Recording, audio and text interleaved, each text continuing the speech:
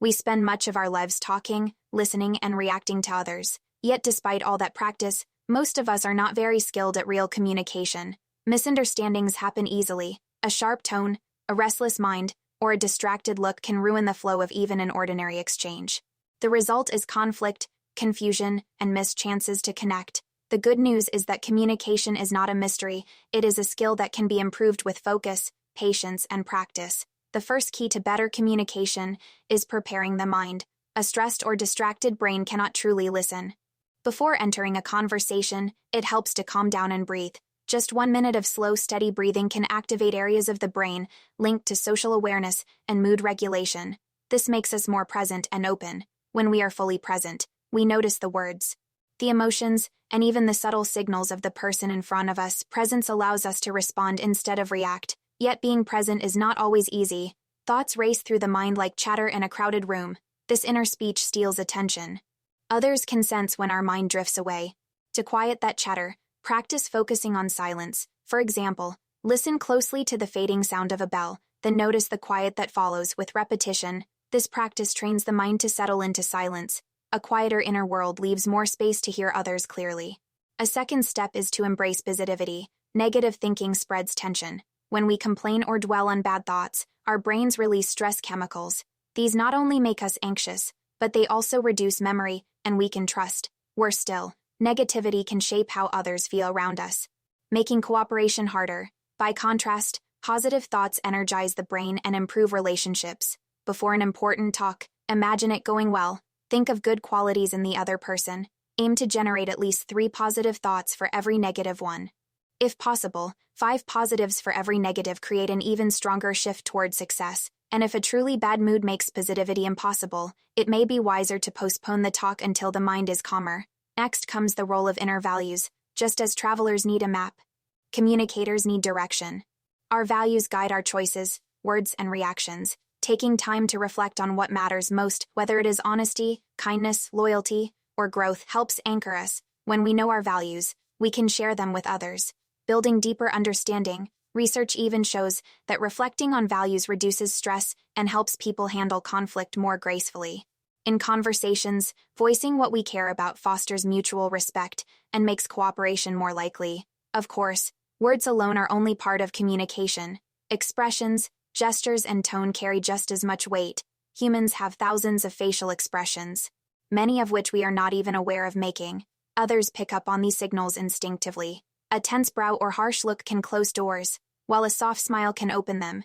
A genuine expression of warmth, such as the gentle smile inspired by recalling a happy memory, creates trust and empathy. This extends to all nonverbal cues, including posture, gestures, and body language. If words and body language conflict, people tend to believe the body more. That is why comedians exaggerate expressions to emphasize meaning, and why leaders rely on confident posture to convey authority. At the same time, reading others' nonverbal signals can reveal hidden emotions like discomfort or irritation. By paying attention to these cues, we can adjust our approach, prevent conflict, and show that we care. Another powerful tool is appreciation. People respond best when they feel valued. Starting or ending a conversation with a sincere compliment makes the interaction warmer and more productive. The key is honesty. Only praise something you truly respect. A thoughtful thank you note or follow-up message can strengthen this effect. Alongside appreciation, tone of voice matters greatly. A warm, lower-pitched tone signals compassion and steadiness. Studies have shown that doctors who use softer tones were judged as more caring.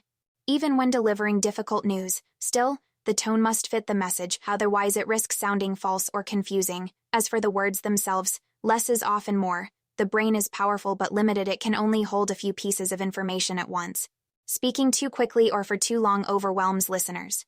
The solution is to slow down and speak in short bursts. Ideally, speak for no more than 30 seconds before pausing, giving others time to absorb the message. If you must talk longer, signal this in advance so the listener knows to focus more closely. Speaking slowly and briefly shows respect and creates clarity. Finally, perhaps the most important step is listening deeply. True listening means giving full attention without planning our next words or cutting in. It means noticing not only what is said, but how it is said.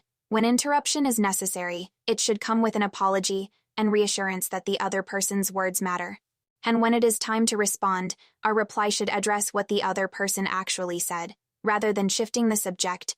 Deep listening is an act of respect that makes others feel understood and valued. Together, these practices calm presence, positivity, reflection on values, inviting expressions, appreciation, warm tone, concise speech, and deep listening create a complete set of tools for powerful communication. Using them consistently builds trust in relationships, strengthens teamwork, and reduces conflict.